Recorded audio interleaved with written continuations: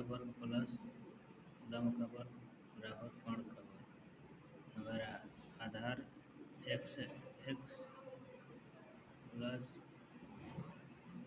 लंब 12 सेंटीमीटर, तो 12 का वर्ग बराबर कोण का वर्ग हमारा कोण है 15 सेंटीमीटर, 15 का वर्ग लिखेंगे। x बराबर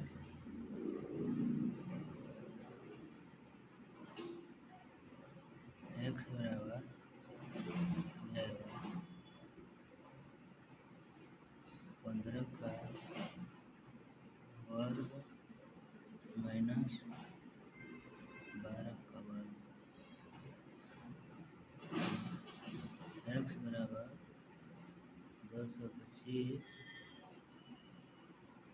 माइनस 144, 12 का वर्ग होता है 144, दोनों को घटाएंगे हो जाएगा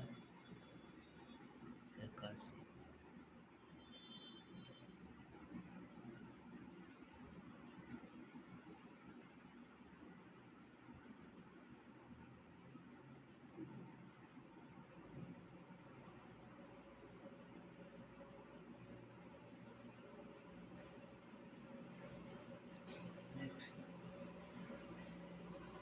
वर्ग हटेगा तो यहाँ पर अंडर रूट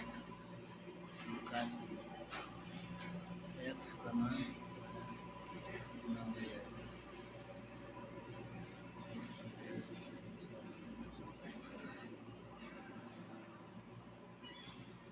इस वीडियो को शेयर कीजिए, फॉलो कीजिए और सब्सक्राइब कीजिए।